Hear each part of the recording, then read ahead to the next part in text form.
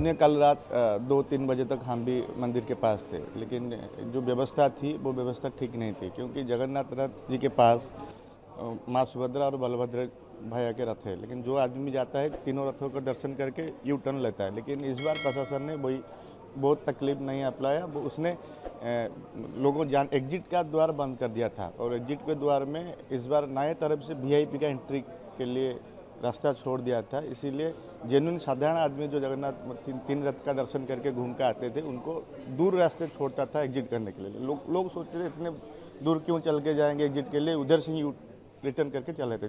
एक रास्ता रह गया जहाँ से एंट्री होते हैं वहीं से एग्जिट होते हैं, जिसके वजह से रात को लोग भीड़ बढ़ता रहा एवं ट्रैफिक में व्यवस्था भी बहुत गलत था, क्योंकि अनऑथराइज्ड पास गाड़ी बहुत मात्रा से मंदिर के पास आता रहा रात भर।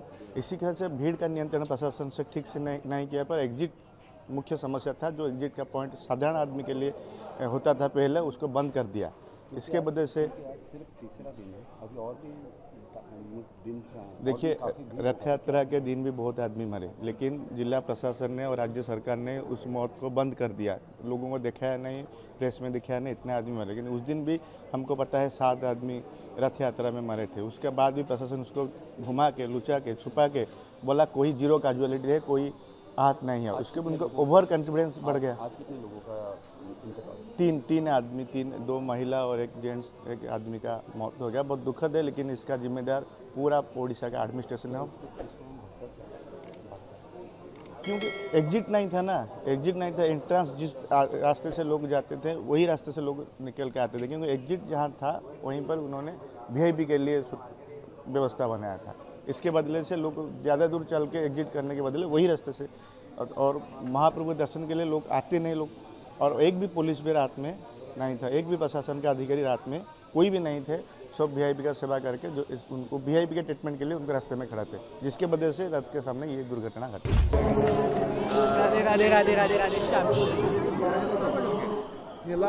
निवासाय नित्याय परमात्मने बलभद्र सुभद्राभ्यां श्री जगन्नाथाय ते नमः। जगन्नाथ स्वामी की जय। express the feeling right now. How you feel? We feel very happy. Very happy. Accepted. Mubhutananda, very happy to be here and have darshan of Lord Jagannath. He's the Lord of the universe. Kadachit kalindi tatavipina sangita karavo. But he's also the Lord of Vrindavan. After a long wait, after a wait of 1 year, the people got the opportunity to see the Lord Jagannath. Can you explain that moment?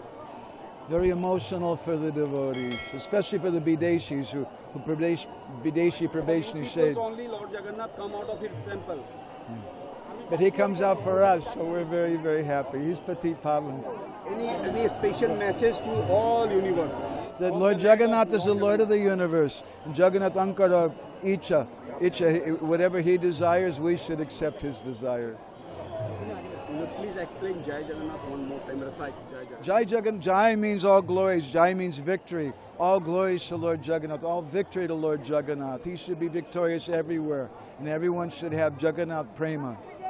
Especially over my heart.